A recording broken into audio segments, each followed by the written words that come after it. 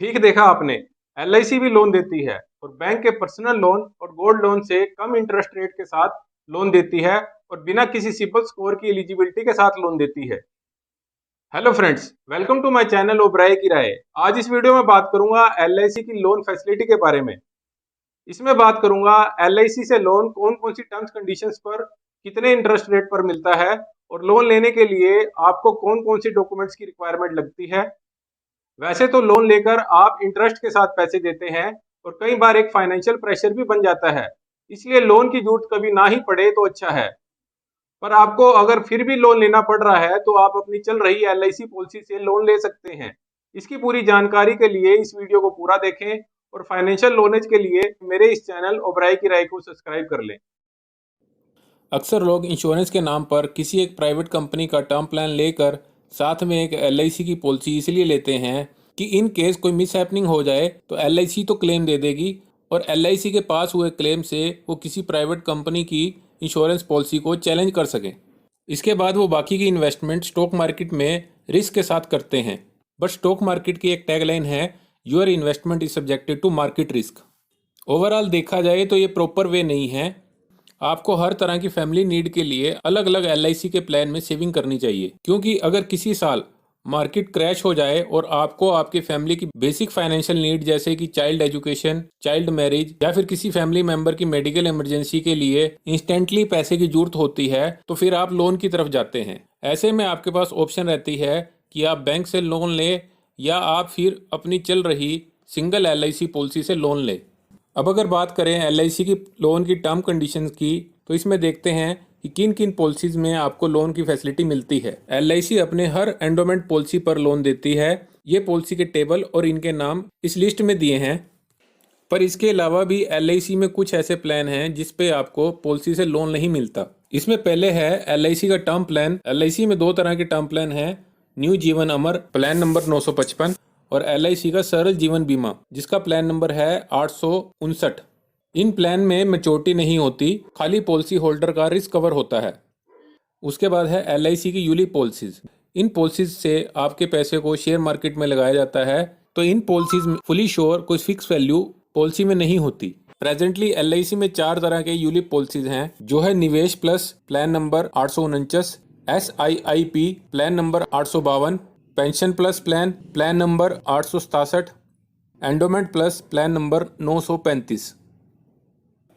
इसके बाद तीसरी तरह की पॉलिसीज जिससे आपको पॉलिसी में लोन नहीं मिलता वो है हेल्थ इंश्योरेंस पॉलिसीज।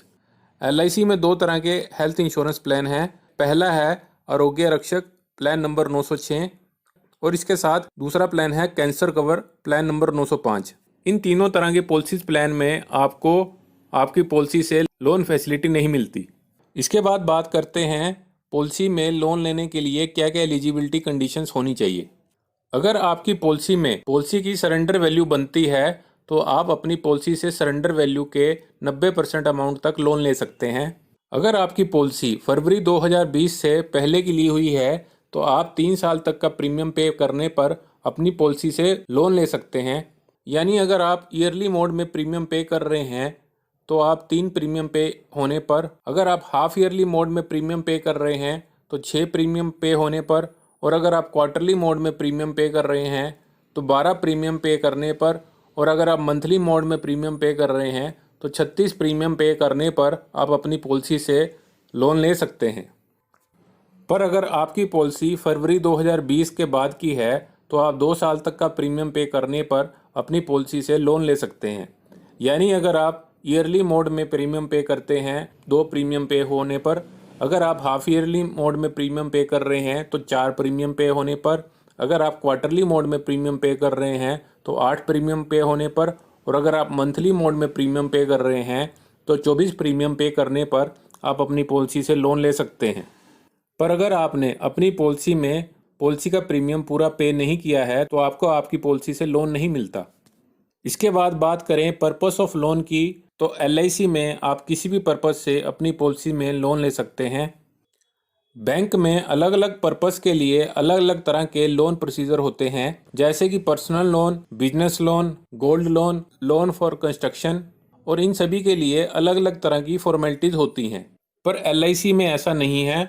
आप किसी भी तरह की जरूरत पर लोन ले सकते हैं। चाहे आपकी चाइल्ड की एजुकेशन के लिए लोन लेना हो, चाहे चाइल्ड की मैरिज के लिए आपको पैसे की जरूरत हो, या घर में रेनोवेशन के लिए, या फिर नई कार या नई बाइक के लिए आपको लोन की जरूरत हो, तो आप LIC से लोन ले सकते हैं। ये लोन आपको किसी भी तरह की मेडिकल इमरजेंसी होने पर, या फिर आपने अपनी LIC की पॉलिसी का प्रीमियम पे करना हो तो भी मिलता है, जबकि इस तरह के लोन बैंक से नहीं मिलते। इसके बाद बात करते हैं कि आपको आपकी पॉलिसी से कितना लोन मिलता है। LIC आपको आपकी पॉलिसी की सरेंडर वैल्यू के 90% अमाउंट तक आपको लोन देती है। आप अपनी पॉलिसी की सरेंडर वैल्यू आप अपनी LIC की ब्रांच से पता लगवा सकते हैं, और इस लोन पर आपको इंटरेस्ट रेट 9.5% का रहता है। जबकि अगर आप किसी बैंक से पर्सनल लोन लेते हैं तो आपको लोन अमाउंट पर 15 से 17% का इंटरेस्ट रेट रहता है, और बैंक से लोन के लिए आपको अलग से आपके सिबिल स्कोर की एलिजिबिलिटी देखी जाती है। इसके बाद अब अगर बात करें डॉक्यूमेंट्स की, तो LIC से लोन लेने के लिए आपको अपनी पॉलिसी बॉन्ड देना है। इसके साथ साथ आपको आधार कार्ड और लोन का अमाउंट जिस बैंक अकाउंट में डलवाना है और उस बैंक की NEFT डिटेल लगती है, और LIC से लोन 2 या 3 दिन में आपको आपके बैंक अकाउंट में ट्रांसफ़र हो जाता है। पर अगर आप बैंक से लोन लेते हैं तो सबसे पहली रिक्वायरमेंट आपके सिबिल स्कोर की लगती है, और उसके बाद 1 से 2% की प्रोसेसिंग फीस रहती है। अब अगर डॉक्यूमेंट्स की बात करें तो इसमें ID proof, pan card, bank statement, 3 साल की ITR लगती है, और ये लोन प्रोसेस होने में 10 दिन से 1 महीना तक भी लग जाता है। मतलब बैंक में LIC की तरह इंस्टेंट लोन की फैसिलिटी नहीं मिलती।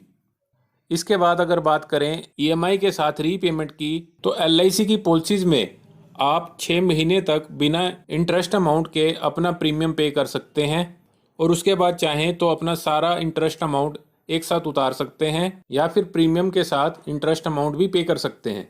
इसको समझाने के लिए एक एग्जांपल लेते हैं, जिसमें एक पॉलिसी होल्डर जिसको अपने बिजनेस के लिए अपने बिजनेस के फेस्टिवल सीजन में कुछ लोन अमाउंट चाहिए होता है। उनके पास 5 पॉलिसीज हैं, जिसमें 2 पॉलिसीज की सरेंडर वैल्यू 5 लाख की बनती है। वो अपनी जरूरत को पूरा करने के लिए LIC से 9.5% के इंटरेस्ट रेट पर वो अपनी LIC की पॉलिसीज पर लोन लेते हैं, जिसे वो प्रिंसिपल अमाउंट के साथ 6 महीने में LIC को वापस कर देते हैं। ये लोन उन्होंने अगर किसी बैंक से लिया होता, पर अगर ये लोन वो किसी बैंक से लेते हैं तो उन्हें प्रोसेसिंग फीस अलग से देनी पड़ती है, और साथ ही साथ उसका इंटरेस्ट रेट भी LIC के लोन से ज़्यादा बनता है। और इसके साथ साथ बैंक से लोन पास होने में LIC के लोन से ज़्यादा टाइम लगता है। इसमें एक चीज़ जो ध्यान रखने वाली है वो ये है कि इसमें कम से कम 6 महीने का इंटरेस्ट लोन में देना ज़रूरी है, और 6 महीने बाद आप लोन को क्लोज करवा सकते हैं। अब अगर बात करें, अगर आप अपनी LIC की पॉलिसी में लोन नहीं चुका पाते तो क्या होगा। इसमें अगर आपने अपनी पॉलिसी में लोन लिया है और आप लोन का अमाउंट अपनी पॉलिसी में नहीं पे करते, तो आपकी पॉलिसी की मैच्योरिटी से लोन का अमाउंट सेटल किया जाता है। मतलब लोन के अमाउंट को इंटरेस्ट के साथ मिलाकर आपकी पॉलिसी में से सेटल किया जाता है। पर अगर LIC की पॉलिसी में लोन लेने के बाद खाली प्रीमियम पे करने पर पॉलिसी होल्डर की डेथ हो जाए, तो लोन का अमाउंट पॉलिसी से मिलने वाले नॉमिनी को डेथ क्लेम से सेटल किया जाता है। तो फ्रेंड्स, ये थी पूरी जानकारी LIC की लोन फैसिलिटी के बारे में। इससे रिलेटेड आपके कोई सवाल सुझाव हैं तो कमेंट बॉक्स में जरूर लिखें।